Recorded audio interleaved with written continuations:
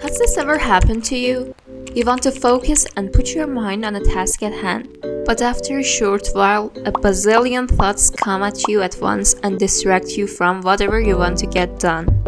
It doesn't matter if you're a student preparing for university, a writer, a business owner, or whomever else. By learning deep work, you'll be getting better results, and it distinguishes you from your competitors by a big shot. Hi everyone! Welcome to my channel. I'm May and this is Boom Boom Book. In this channel we talk about self-improvement book summaries, and in this episode we wanna talk about deep work written by Cal Newport and provide you with a compact but wholesome summary of the overmentioned book. Cal Newport is a father of a family, writer of a book, and professor of one of the best US universities who've been publishing many valuable papers since his graduation. The notion of the deep work has came to his mind when he was a PhD student, and he wanted to keep up his scientific efficiency while spending time with himself and his family and publishing his books in the meanwhile. He went after deep work, so without cutting off fun, sleep, or his personal life, he could keep his work quality at the highest. The book Deep Work consists of two parts. First is a definition and the need for working deep, and part 2 is the procedures of deep work. Part 1. Definition. What does deep work even mean? Deep work is the act of professional working while being highly focused. It gets our working efficiency to the highest it can be. It helps us learn sought-after skills in a short period of time and produce valuable commodities. I should mention that each person can only focus for an hour up to 4 hours, and focusing for longer duration requires repetition and practice. Just like bodybuilding, you gotta train your mind to sit and focus on a task at hand for a while. Just as we don't expect our body to get in shape and form six-packs after a single session of workout, you cannot expect life-changing results after focusing an hour or two. In fact, the results show up in the long term. So now we know what deep work is. But the question begs a mind, now what? What problem gets solved by deep work?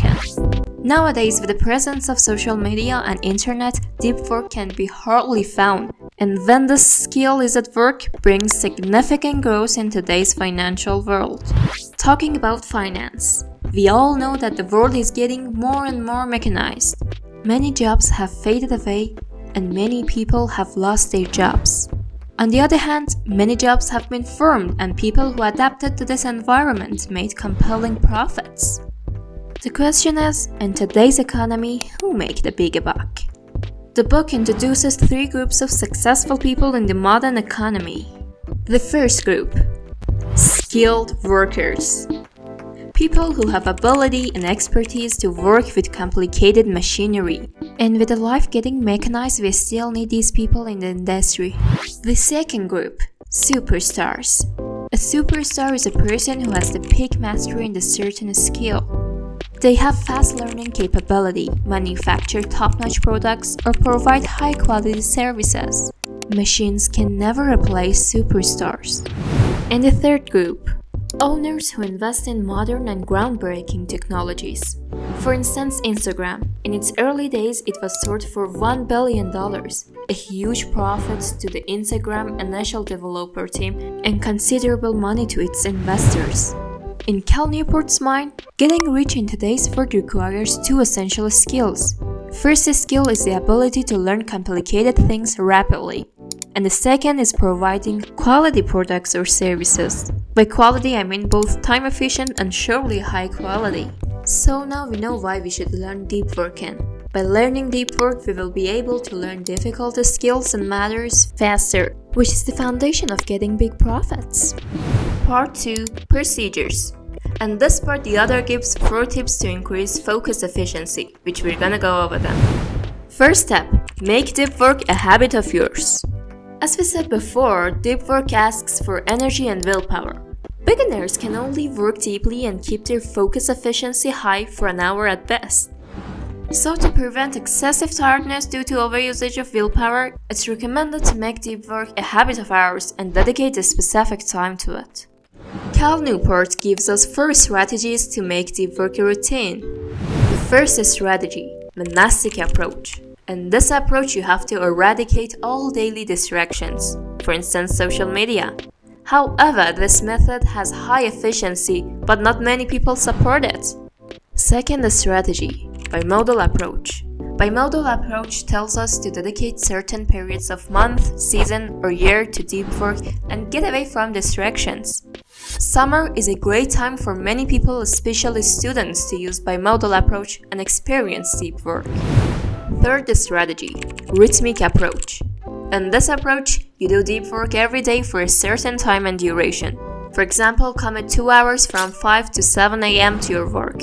This approach is perfect for those whom their job prevents them from disappearing for a while. It also saves time in your decision making on when to deep work. Fourth and the final strategy, journalistic approach. This strategy is called journalistic approach because news reporters and journalists have to be always ready for the big news to arrive and devote their time to their job. They make every second count and they're able to shift their focus from time to time. Though, this is not an easy approach and it's not recommended to the beginners. So, these were the strategies to bring deep work into your life, which the most famous one is the rhythmic approach. But it is you who decide which approach matches your lifestyle and improves your productivity. I have to mention that each person might have her or his own way to improve their focus. For instance, J.K. Rowling could not focus in her own house due to her cat's disturbances. So she moved to an old luxurious hotel, and the result was one of the best-selling books throughout history. Another example would be Master Peter Shankman, who's an entrepreneur in social media field. He realizes he is at his peak focus whenever he sits on a plane's chair, and at that moment nothing can distract him. Hence he buys two-way ticket to Japan, and while in the air he finishes the prologue of his book. In fact, these actions like locking yourself in a room or spending $4,000 on a plane's ticket just to work deeper causes his priorities to be clear and him taking his goals more seriously and getting better results in a shorter time. We understand that these approaches are customizable, but bear in mind that better follow a plan and your deep work time and place should be specified. Also, never think about work while on a break. Second rule, deal with your boredom. Try to negate your distractions and avoid multitasking at all costs, since it reduces your efficiency significantly. After deep work, get yourself a break. Have some fun and rest because deep work is a demanding activity, the one that's gonna bring you marvelous results. Rule 3. Cut off or at least limit your social media usage. It's true that social media is fun, entertaining, and also has some advantages, but instead of satisfying your knowledge-craving brain with social media and wasting your time, focus on your goals and decide about these apps based on your priorities.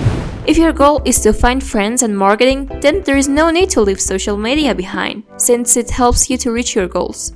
But if browsing and scrolling doesn't help you with your goals, you'd better without it. Be honest with yourself and consider all sides before planning for your time. Fourth and the final rule, eliminate shallow work. Shallow work is against deep work, and to reach deep work you should omit shallow work as much as possible. To achieve this, you should plan ahead for every second of your day, even for your leisure time, and keep in mind that it's absolutely okay if you need to make changes in your plan during the day, since the ultimate goal of this mechanism is to give your life more order. So, that was the summary of the Deep Work book. If you have any questions, feel free to ask me in the comment section. Bye bye!